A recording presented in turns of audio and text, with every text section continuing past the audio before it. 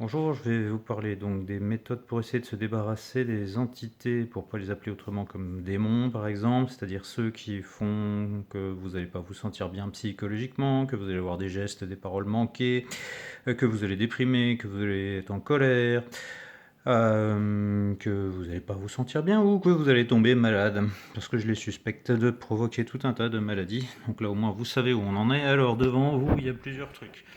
La carte arc-en-ciel telle qu'elle est faite, je vous réexplique vite fait. À gauche, une largeur, la bande blanche fait 2 fois la largeur des couleurs. C'est-à-dire que les deux colonnes de couleurs réunies sont identiques en largeur à celle-ci. Vous y retrouvez l'arc-en-ciel répété, d'épaisseur constante, avec une bande blanche à chaque fois. Placer de l'eau là-dessus, pour ma part, va changer le goût de l'eau qui se trouve dedans. Et alors, pour vous expliquer maintenant, cette eau qui est changée, je pense que chez moi, elle me sert aussi à me débarrasser de ces êtres-là, même si seule, elle ne suffit pas. Alors, qu'est-ce qu'on a ici? On va avoir de l'alcool,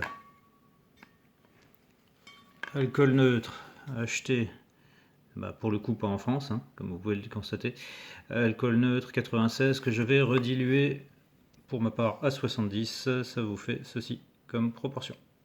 Donc 73%, c'est un calcul grossier, 73% d'alcool et 27% d'eau à partir d'alcool à 96. Ensuite, vous avez besoin de potassium iodate. Ça s'appelle de l'iodure de potassium en français, puis ça c'est le nom anglais. Vous avez besoin de iodine, ça c'est du diiode, 2 atomes d'iode.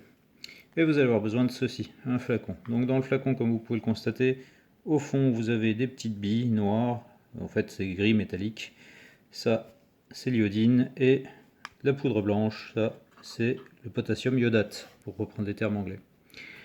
Dedans, je vais ajouter de l'alcool à 70 degrés.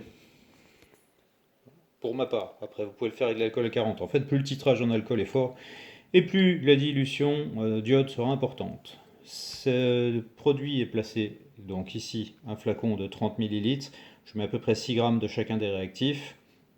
Et je mets de l'alcool. Alors pourquoi avoir du réactif au fond? En fait, tant que vous avez du réactif dans le fond qui n'est pas dissous, ça signifie que votre solution est saturée. Autrement dit, une concentration constante à une température et à une pression donnée. Le flacon est remis dans un pot de confiture, fermé, et lui-même gardé au frigo. Ça c'est pour les vapeurs d'iode, l'iode c'est volatile. Donc ça c'est mis en gélule. Gélule pour ma part de 1 gramme. Alors j'essaie de refaire un calcul un peu grossier, non pas en capacité de dilution parce que je ne suis pas assez doué en chimie pour vous le faire, mais à partir du nombre de fois où j'ai re-rempli le flacon. Donc ça c'est une gélule d'1 gramme. Alors je vais mettre dedans à l'aide d'une seringue. Donc il peut y avoir l'aiguille ou sans l'aiguille, ça marche aussi sans l'aiguille. Et donc ces gélules-là, je les estime à peu près 15 mg d'iode, d'atomes d'iode, 15 mg d'atomes d'iode par gélule. Donc jusqu'à il y a peu, j'étais à 4 gélules par jour, de matin, de soir. Maintenant, je suis à 6. Ça ne veut pas dire que c'est ce que vous avez besoin, et je recommande toujours d'y aller progressivement. Mais reste que quand je suis déchargé en iode, je vais commettre plein d'erreurs. Erreur de mots, difficulté d'idéation, c'est-à-dire je ne retrouve pas mes mots, ma parole ou ce que je veux faire. Faute de frappe, alors encore pire sur les claviers tactiles, alors là c'est à rendre chèvre. Et ça, ce sont leurs petites habitudes à eux. Donc si vous voulez essayer, je vous ai donné la méthode. Maintenant, dans les méthodes un peu plus naturelles, il y a être au soleil, il y a être dans la nature, comme par exemple en forêt. Chaque fois que vous serez à proximité de réseaux électriques ou de réseaux d'ondes, vous allez ramasser ces entités qui pour moi sont des êtres électriques purs. Donc tout ce qui fonctionne à l'électricité, y compris le vivant qui fonctionne à l'électricité, peut être parasité par ces êtres-là.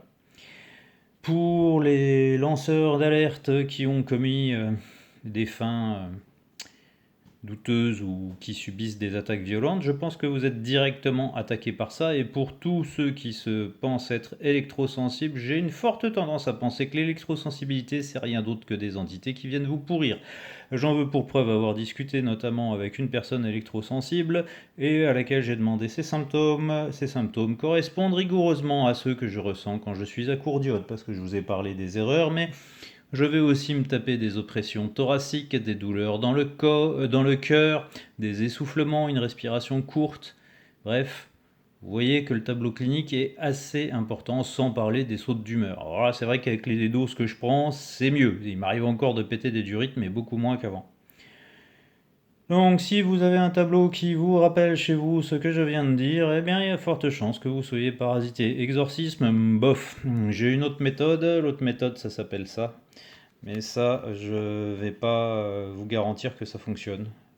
Mais bon, c'est peut-être en lien avec ce que j'ai fait et je ne pense pas que tout le monde puisse le faire. Et d'ailleurs, je ne vous expliquerai pas ce qu'il y a à faire parce que j'ai pas envie que vous soyez embêtés comme je le suis. Voilà, en espérant que ça vous servira.